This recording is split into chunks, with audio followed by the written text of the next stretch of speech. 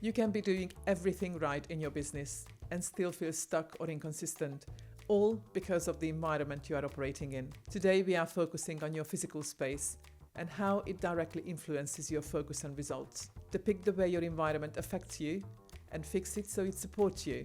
I'm joined by Lorraine Lewis, founder of Space Sense and creator of No Fuff Feng Shui, who helps business owners identify and reset the environmental triggers that are quietly disrupting their performance. I'm Ildiko Seeley, routine and performance strategist, and I work with business owners like you who are already capable, already in motion, but not operating at the level that they should be. This is Routine is Revenue, where we break down how your personal health becomes the infrastructure of your business performance.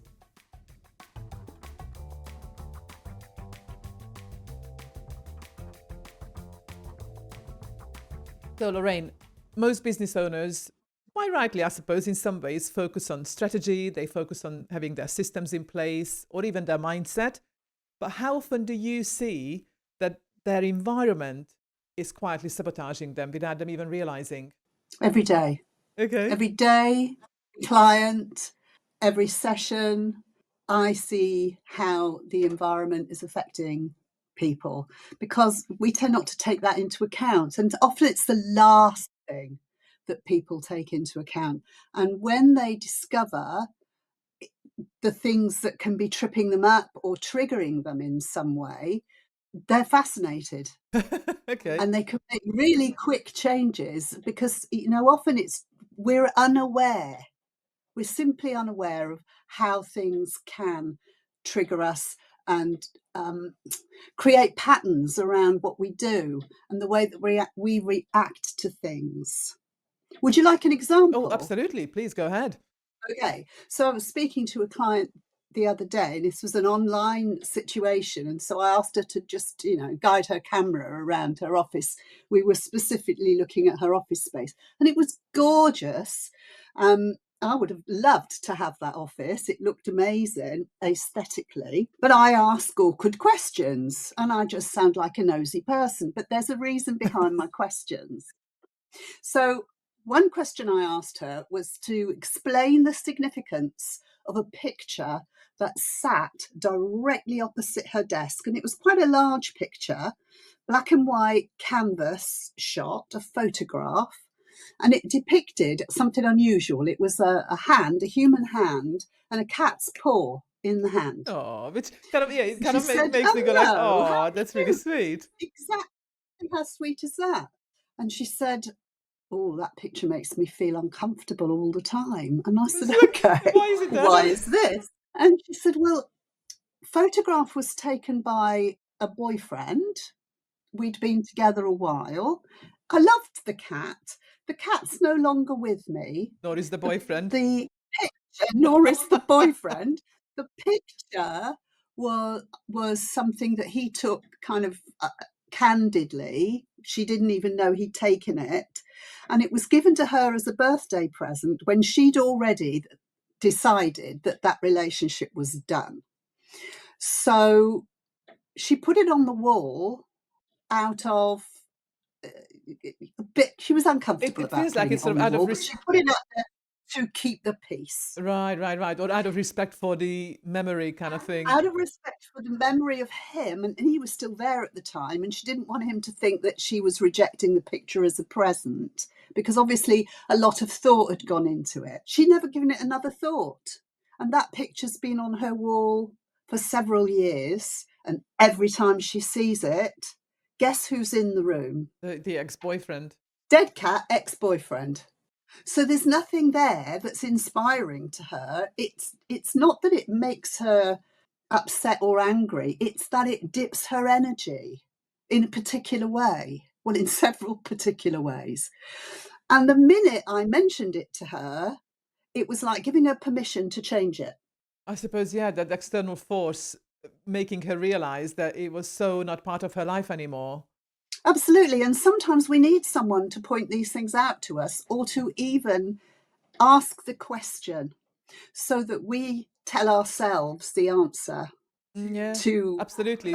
question.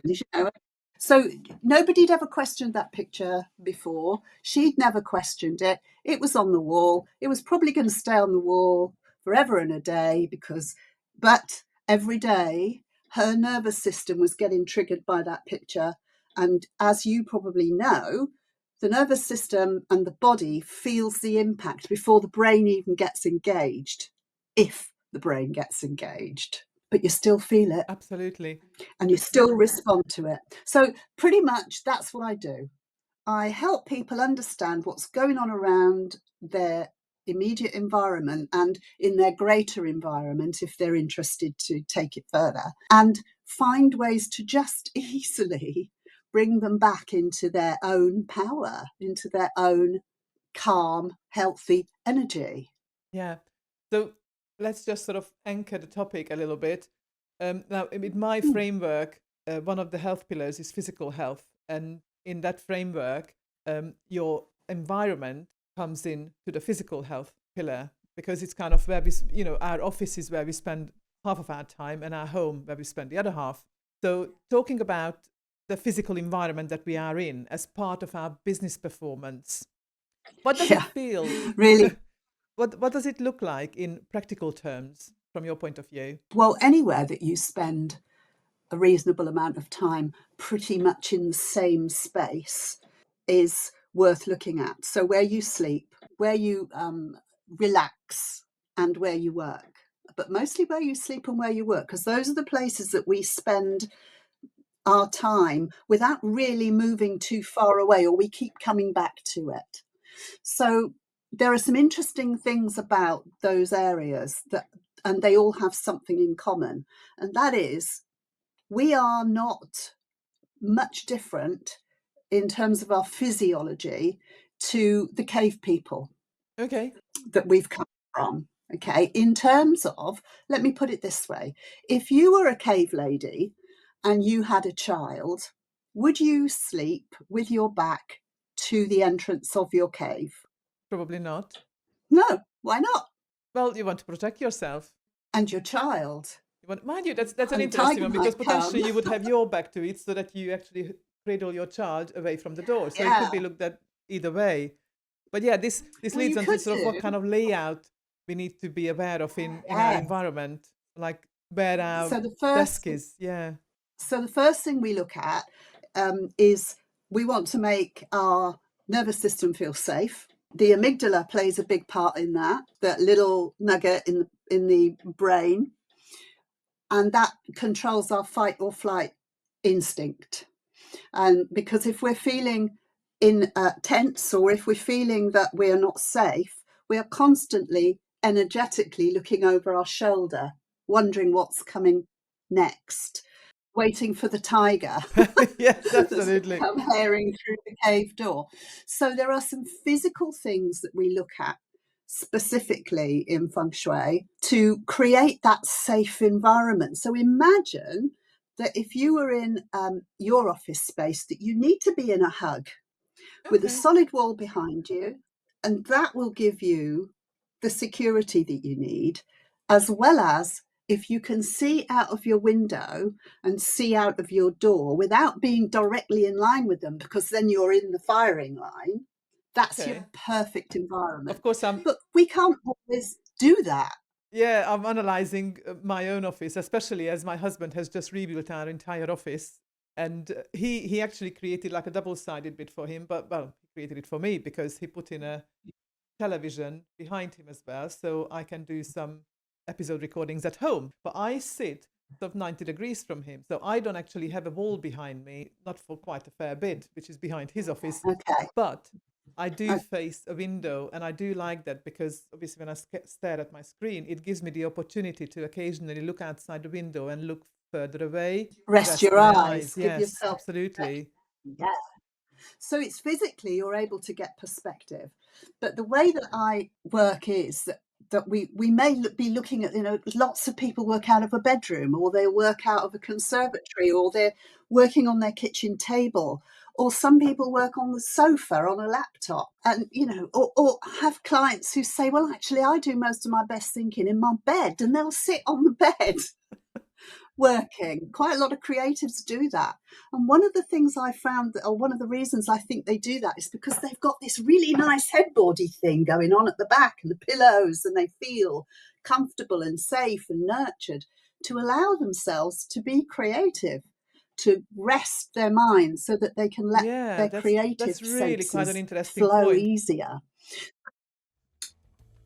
If you were listening to this thinking this is exactly where I get stuck, that is not accidental. You have the business strategies, but leaking energy and focus through weak personal health routines. This is the work I do privately with business owners who are ready to build their routines so their business can run without it costing them their health.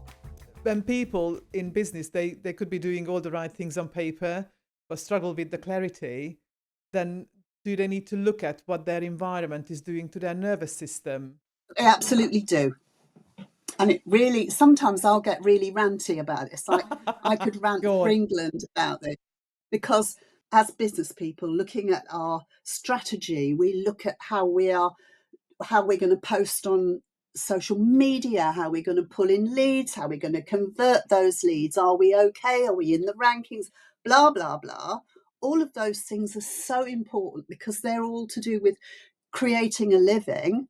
But if they don't look at their environment, the patterns that they find themselves in will very rarely change. Because if you work from the same, or you live in the same environment and you change nothing, if it's causing a drain on your energy, if it's not supporting you, it's always going to be that way. And you will constantly hit the same patterns. Whether those patterns are, I find it hard to get opportunity, whether those patterns are, I'm stuck, I don't feel very creative and I need to write this article, whether that pattern is, I get opportunities in and they just seem to disappear in front of my eyes. They've gone, don't know where they go. So all of these things are things that I try and find out about somebody's business when I'm working with them as a client that is looking to increase their revenue, or whether they're looking to just feel better at work. Yeah. These are things that we look at. So what is it that you look at first? What sort of things do you assess first in your work when you start working with a client? How do you recognize what is it exactly that's sort of disrupting somebody's performance? Well, they tell me in their language and they tell me in their conversation, and then I get to look at their space. And then I ask the questions, and we find, first of all, the thing that's causing the biggest trigger. So it could be a drain on their energy. It could be they don't feel safe. It could be they're not creating ideas. It could be anything. They're just not making enough money. And I'll know where to look, and I'll know what questions to ask them to confirm that. And we work on that bit first. Oh, okay. So do you have like, can't think of a better word, but almost like a match list? Like if people mention certain things, then does it automatically in your mind lead you to a particular question or a particular area to question about? I'll usually see it in the space. So I'm a space reader. I'll look at somebody's space and I'll kind of know where they're coming from. So they might say to me, "Oh, Lorraine, I need to talk to you because revenue is low." And I'll say, "Okay," well, and we have a conversation. And then I see that actually what's probably going on is revenue is low because there's not enough opportunity coming in, or revenue is low because there's a drain on the financial strain of the company, or revenue is low because they don't do enough marketing. They're not visible. They don't put themselves out there. And I'll be able to see that usually once they've given me a bit of a tour. That's really interesting. Oh, So, yeah, can you tell? 35 years, oh and wow. I still buzz every Oh, time that's we get a amazing. little So bit can of you a give me any examples of a client where changing their environment led to a really noticeable shift in their business results? I did an interview similar to this for a podcast, but a creative person who interviews mostly people who are creatives. And she was interested in how the creativity of a person can be influenced by doing something in their environment. So the feng shui of the environment. And one of the things I spoke about to her was, she said, "Okay, so here's my issue today. One of the things she did was work in a school, and she looked after drama. So she's a, you know, creative person. She looked after drama, and they found that they had so many cuts that they couldn't afford a drama department. So the whole thing was getting shut down. This is just before Christmas. So I spoke to her about it. We looked at her work environment, and I, out of curiosity, asked her to show me her front door, because where energy comes in through your front door, okay, wherever you work, if it's in that building, energy comes in through that front door. And I noticed a few things about it and suggested something. And sometimes I suggest something to people that they think is a bit out there, but I'll convince them to give it a whirl and see if it Can you share with us works. what it was? I'm going to share what it was. Yeah, absolutely. So I suggested that she look at her front door, and she bought this property to do it all up. So they were spending money on kitchens and bathrooms. They hadn't thought about the hallway. They hadn't thought about the front door. That was all to come, you know, next year maybe. Right now it's the practical things. So she didn't like the front door area. She didn't like the way the door creaked, all things like that. So I said, okay, what we're going to do is you're going to spend maybe 30 quid. You're going to clean the front door. You're going to clean the porch. You're going to get rid of the horrible doormat. You're going to clean the step, polish your number, literally, even if it's not brass, clean that door number, because it's the identity of the property and it's where you work. We're going to do all that. You're going to keep that pristine clean. And then a few weeks later, she put a post on Instagram that said, I've got to stop cleaning my front door. All these opportunities are coming in, and I don't know what to do with them all. And I blame Lorraine. Does she become all obsessed about it? Yeah, absolutely. It's become a little ritual for her now. I spoke to her this morning. She rang this morning because she wants to do another podcast about another session about specifically about workspaces, not just for creative people. And I said, well, how's it going? She said, I can't, my head's spinning. I'm still got loads and loads of opportunities coming in, and I don't know why I worried, but it's all coming in. I tell And you that's I what think it's happens. you gave her a physical task to do, but while doing that Yes, physical task, she was also probably spring cleaning her own mind at the same time. absolutely. That's exactly how it works. So It's pretty much how it works.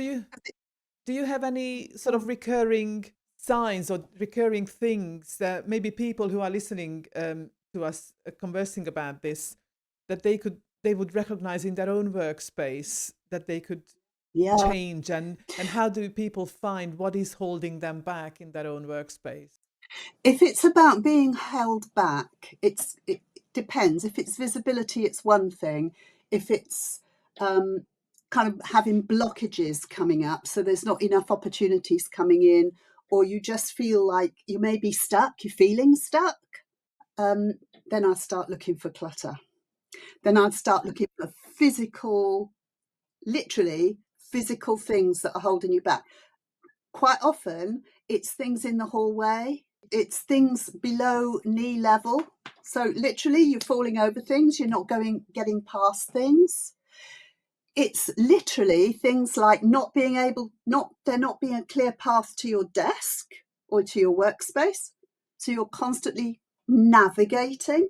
And all of these things reflect back at you every day.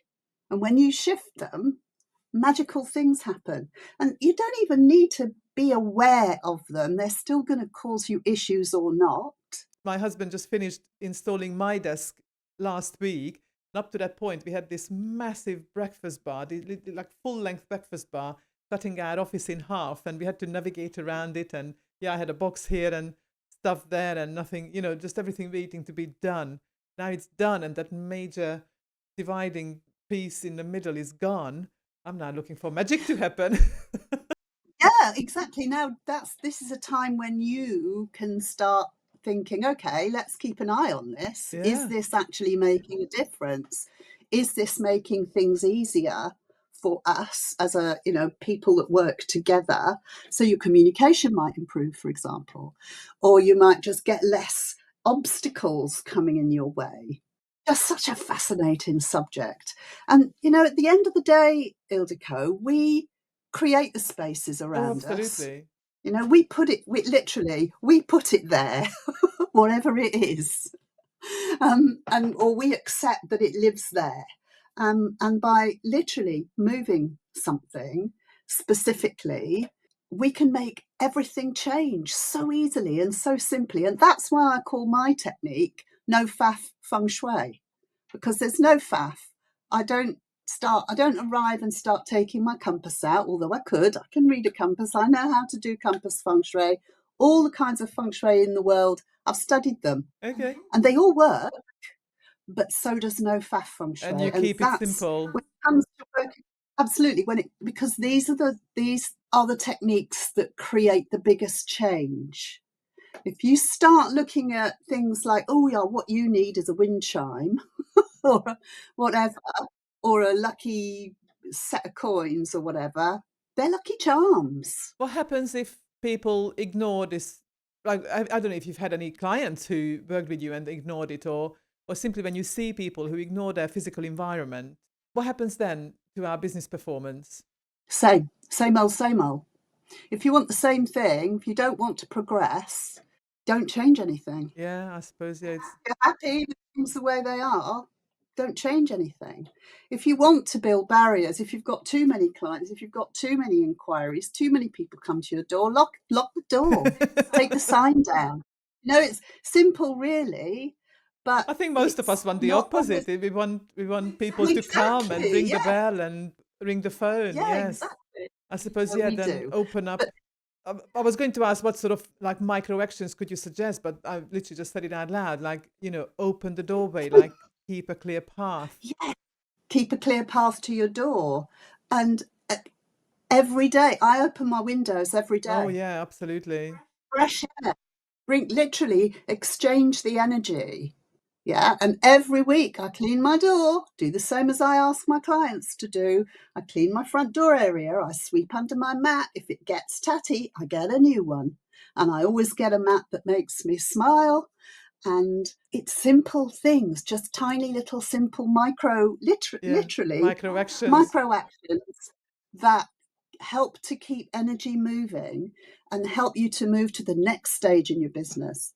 Because we've got people who maybe not haven't got the opportunities coming in, but we've also got people who are ready for the big move to actually expand their business, and they're stuck. They think, well, I'm working harder, I'm doing all the things, but nothing's sticking. I was going to say I'm going to be a bit controversial, but you almost answered You it carry on. the other way because just today, so every morning I listen to a leadership mentor, and he puts out these little 5 minute little videos. And this week Yeah. he ran a little series about spring cleaning your business really. And today he talked about environment. So what he's done is he recapped the week that once you sort your strategies, you sort your teams, your training, and whatever the fourth thing was for the Thursday, then you can look at your environment. Because just because you have a clean desk, it doesn't mean you're going to operate better. So you need to put everything else in order first, but then do look at your physical environment. Do the environment first. Because, well, the reason I'd say Yeah, that what's your reason? is That's what because I it makes wanted to pull out. Yeah, what is your reason? because it makes everything else easier. Because while you're in the environment, let's say you've got a whole load of clutter in your hallway, Okay. just as an example. Okay, you've got a whole load of clutter in your hallway.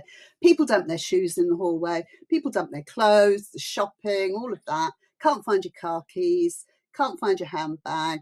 Blah blah blah. That is going on all the time. In the meantime, you're trying to organise something to do with your work, but you can't get to your appointment because you can't find your handbag, because you can't find your shoes, or you can't find the second shoe. So if you were to deal with all of that, it would make everything else that much easier. If you look at your feng shui, if you look at the way that your environment affects you and create an environment that supports you and what you're doing, and that's why I start always with the people. So it's the person, the purpose of the space, and then we look at the feng shui. Okay. So that it's not just about these are the rules, you've got to have this there and you've got to have that there. This is about supporting the people that are running the businesses I mean, totally. in This is exactly what my whole method everything. is built on, that you've got your 5 core health areas look after every single one of them. And indeed, your environment is part of the physical health pillar, and it is just as important as everything else. So to me, actually, everything is equally important. And that's the message I'm putting out, is that manage everything little by little, but everything holistically. I would agree with you, but of course I'm biased.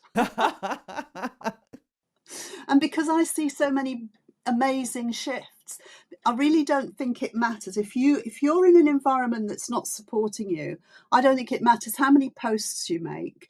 I don't think it matters how many sales calls you make. If you are in an environment that doesn't support what you're trying to achieve, you won't. Or it'll be like climbing up a hill, a really steep hill, Which, with the wrong as, I walking think as business shoes. people, we always do. But yeah, like, yeah, someone once said it's kind of like going ice skating in a stiletto to a situation. But yeah, kind of, yeah, if it's not right, it's not right. So go on, No. any And really outstanding, I know you told us a story about this lady then becoming obsessive about cleaning her front door. Is there anything else, any other success stories where somebody has followed your advice and achieved great success on the back of that? countless stories every day, and I get pinged through with things that have happened, and people just cannot believe the difference it makes to them. Even if it's something simple like, I bought a new doormat and it makes me happy. It sounds like I'm just someone who's obsessed with doors. I'm not. But but there are many things, like the person who could not make the numbers add up. They just kept hitting issues all the time with worrying. They were obsessed and worrying all the time about the detail, the minutiae of the business. And it took a little while, but I discovered they actually kept all their financial records under the bed. This was at a time before we did online Yeah, accounts, but still, but they they literally slept on their receipts. they slept on their receipts, they slept on their accounts. I've had people who sleep on their shoes, so they keep all their shoes Under under the the bed. bed.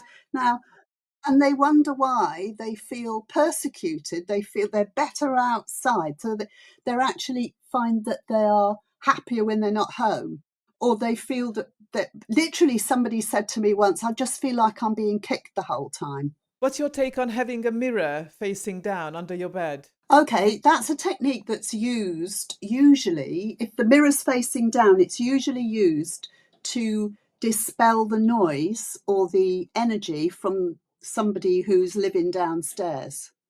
Why would you put a mirror under the bed out of I have no interest? idea, but it just sort of, the whole conversation took me back to, well, probably I was a young adult, I suppose, when still back in Hungary, or I might have even been a teenager still. And I think Feng Shui was kind of like a new thing at the time, so going back 30 plus years. And Yeah. this was just one thing that popped to mind, that it was one of the advices, like put a mirror facing down under your bed. Yeah, well, interestingly, you said it was all new then, and actually it's Well, of course. 2000 years old. But we've every single culture in the world has got its own form of feng shui. We just didn't call it that. It was just marketed in the 90s or the early 90s, and that's what it now. Feng shui is a generic term that simply describes the effect of things and places on people. That's it. But everybody understands a bit what feng shui kind of means roughly. Yeah, probably most people would think But that it's a bit woo-woo. But yeah, I think it's well, yeah, but entirely it doesn't have to be. uh, Doesn't have to be at all. valid that our physical environment is equally important and responsible for our business success, without a shadow of a doubt. Yeah. All the examples that you've given us, and your practice has certainly proved that, because you've got the results to show with your clients. So Lorraine, thank you so much for joining me in the studio and discussing the importance of the physical environment. Thank you for having me. If this episode has shown you where weak health routines are costing you revenue, your next step is simple. Ask yourself this question: is your business draining your energy faster than it grows? If the answer might be yes, I invite you to book a conversation via the link in the show notes. If this conversation made you think, please subscribe, leave a comment, and listen again. If you would like more information on the topic or my guest, all information is in the show notes. Remember, your business will only ever be as healthy as you. Together, let's build routines to bank results.